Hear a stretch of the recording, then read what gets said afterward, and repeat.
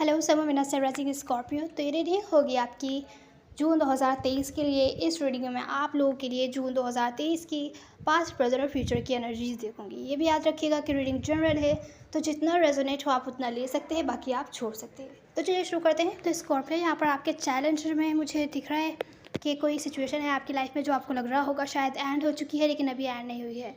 यहाँ पर आप क्लोज ऑफ हैं, आप शायद ज़्यादा बातचीत नहीं कर रहे, आप डिसीजन नहीं बना पा रहे किसी सिचुएशन के बारे में। अगर रिलेशनशिप है स्पेशली, या कोई सिचुएशन है आपकी लाइफ में, कोई भी सिचुएशन हो सकती है, वर्क से रिलेटेड हो सकती है, जनरल होम वगैरह से रिलेटेड हो सकती है, या तो फिर रिलेशनशिप से रिलेटेड भी हो सकती है। आप सपोर्ट नहीं कर रहे थे बिल्कुल भी किसी को, बिल्कुल भी सपोर्ट, ना फाइनेंशियली ना ही तो इमोशनली सपोर्ट कर रहे थे। आप बहुत ज़्यादा क्लोज ऑफ थे, कन्फ्यूजन बहुत ज़्यादा थी।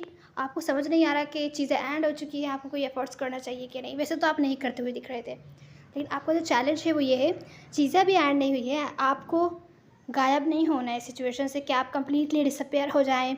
आप बहुत ज़्यादा अपने ऊपर ध्यान दें कि जो भी अपॉर्चुनिटी अगर आपको मिलेगी इस मंथ, आप उसको अवेल ना कर पाएँ। ऐसे गायब नहीं होना है, आपको अपनी लाइफ पूरी इंजॉय करनी है। अवेलेबल रहिए, भले आप सपोर्ट नहीं करना चाहते किसी को, नहीं कीजिए, लेकिन अवेलेबल रहिए ताकि आप अपॉर्चुनिटी मिस ना करें जो कि आपको मिलेंगी इस मंथ। ये आपका चैलेंज है। तो रिसेंट पास्ट में मुझे दिख रहा है कोई सिचुएशन ने आपको बहुत ज़्यादा डिसअपॉइंट किया था, किसी के साथ आपका लड़ाई झगड़ा हो सकता है रिसेंट पास्ट में हुआ हो, बहस वगैरह हुई हो, या कॉम्पिटिटिव सिचुएशन हुई यहाँ पर दिख रही है। अब उस सिचुएशन पर की वजह से आप हो सकता है बहुत ज़्यादा ओवर थिंकिंग कर रहे हैं। बहुत ज़्यादा ओवर थिंकिंग है कि आप कोई स्टेप नहीं ले सकते, आप उस सिचुएशन से बाहर नहीं निकल सकते। परेशानी वाली सिचुएशन है उस बहस या लड़ाई झगड़े के बाद जो कि आपको डिसअपॉइंट किया है। तो हो सकता है आप किसी पर नज़र रख रहे हों कि उसका नेक्स्ट स्टेप क्या है, या कोई आप पर नज़र रख रहा हो। रिसेंट पास्ट में इस टाइप की एनर्जी है।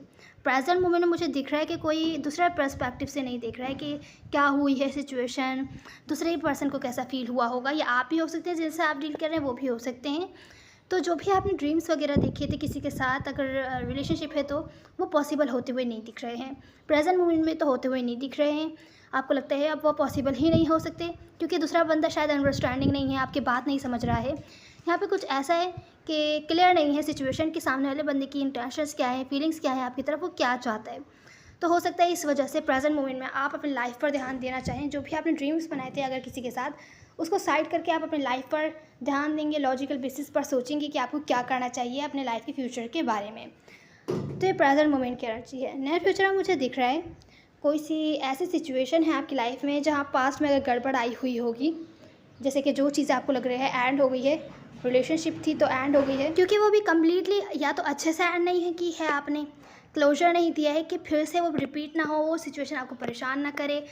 आप लोग डिस्कनेक्ट तो हो गए हैं पर वो सिचुएशन कम्प्लीटली एंड नहीं हुई है और आपका चैलेंज है कि उसको एंड करना है आपको। ऐसा भी हो सकता है कुछ केसेस में अगर आपको आगे लेके चलना है तो आपको कोई एफर्ट्स करने पड़ेंगे।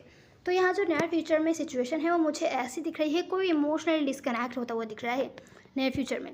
आप भी हो सकते हैं इस सिचुएशन से जो कि आपको ओवर थिंकिंग में मजबूर कर रही थी, जहाँ आपको लग रहा था कि कोई आपको सपोर्ट नहीं कर रहा है, आपके जो भी ड्रीम्स थे, जो भी आपकी विशेष थी वो पूरी नहीं हो पा रही हैं। उसके बारे में आप या तो आप इमोशनली डिस्कनेक्ट होते हुए दिख रहे हैं, क्योंकि हो सकता है आपने बातचीत करके मामले को सॉल्व किया हो, लेकिन कभी भी ये प्रॉब्लम सॉल्व नहीं होती है। सामने वाला पर्सन आपको फॉरगिव एंड फॉरगेट नहीं करता है, बार बार पुरानी बातें लेकर आता है। तो इस वजह से आपको दिख रहा है नियर फ्यूचर में कोई आपकी तरफ एक्शन नहीं लेता हुआ दिख रहा है, स्पेशली अगर आप लोग सेपरेशन में है, बातचीत नहीं कर रहे हैं। तो यहाँ पर कोई आपकी तरफ एक्शन नहीं लेता हुआ दिख रहा, तो आप लॉजिकल बेसिस पर डिसीजन बना रहे हैं। आप और ज़्यादा इंटरेस्टेड नहीं है सिचुएशन में, क्योंकि आपको ऐसी सिचुएशन या ऐसी रिलेशनशिप अगर ये है नहीं चाहिए जहाँ पे एक साइड वाला बंदा एफर्ट्स नहीं करे या आपको माफ़ नहीं करे, आप उसको माफ़ कर दें, वन साइडेड हो, या जो कि आपको परेशान करे, ओवर थिंकिंग पर मजबूर करे। तो आप इमोशनली डिस्कनेक्ट होते हुए दिख रहे हैं, आपको इसी में बेहतरी दिख रही है। आपकी लाइफ में कोई भी सिचुएशन हो सकती है, तो जो ओवरऑल एनर्जी थी वो मुझे यहाँ दिख रहा है मिसअंडरस्टैंडिंग थी किसी के साथ आपकी। हो सकता है आपको ऐसा लग रहा है वो आपको धोखा दे रहे हैं, झूठ बोल रहे हैं उनकी लाइफ में दूसरा ऑप्शन से, या तो मिसअंडरस्टैंडिंग भी हो सकती है, या ऐसे उनको लग सकता है, या हो सकता है इस वीक लगे आपको, तभी वो आपकी तरफ स्टेप नहीं ले रहे हैं। और आपका जो है ना दिल हो कि आप खामोश होकर बैठ जाएं, बिल्कुल डिस्कनेक्ट हो जाए, गायब हो जाएं। लेकिन जो आपका चैलेंज है कि आपको गायब नहीं होना है, आपको एटलीस्ट अवेलेबल रहना है, इस मंथ तो अवेलेबल रहना है। फिर देखिए कि अगर आपको कोई अपॉर्चुनिटी मिलती है तो उसको अवॉइड करने की ज़रूर कोशिश कीजिएगा। बाकी डिसीजन आपको है कि आपको क्या करना है। अब हम आप लोग की एडवाइस देख लेते हैं। स्कॉर्पियो, आपकी एडवाइस ये है कि अगर आपको रिकन्सिलिएशन होती हुई नहीं दिख रही है, आपने बहुत ज़्यादा कोशिश की है चीज़ों को ठीक करने की और सामने वाला पर्सन बिल्कुल भी एफर्ट्स नहीं कर रहे हैं, तो आपकी एडवाइस ये है कि आपको सेल्फ लव एनर्जी पर ज़्यादा ध्यान देना है, पर्सनल ग्रोथ पर ज़्यादा ध्यान देना है, अपनी लाइफ पर ज़्यादा ध्यान देना है। अपनी लाइफ के बारे में लॉजिकल डिसीजंस बनाइए कि आपको इसी सिचुएशन में स्टक रहना है जहाँ पर ग्रोथ नहीं है, या तो फिर अपनी लाइफ के साथ आगे बढ़ना है, किसी न्यू सिचुएशंस में जाना है जहाँ पर आपको फ़ायदा हो। तो अपने टाइम को ज़रा सोच समझ के इस्तेमाल कीजिए। किसी का वेट करने में, किसी की तरफ से किसी का आंसर आने में, उसके लिए अपना टाइम वेस्ट नहीं कीजिए। अपने लाइफ पर ध्यान दीजिए, अपने लाइफ को बेहतर बनाने की कोशिश कीजिए और लॉजिकल बेसिस पर डिसीजन बनाइए, इमोशनल बेसिस पर डिसीजन नहीं बनाइएगा। तो ये थी रीडिंग आपकी स्कॉर्पियो। उम्मीद है आपको कोई ना कोई हेल्प मिली होगी। मैटर फॉर मैटर नहीं करते, सब एनर्जीज होती है ना। So the next one, God bless you.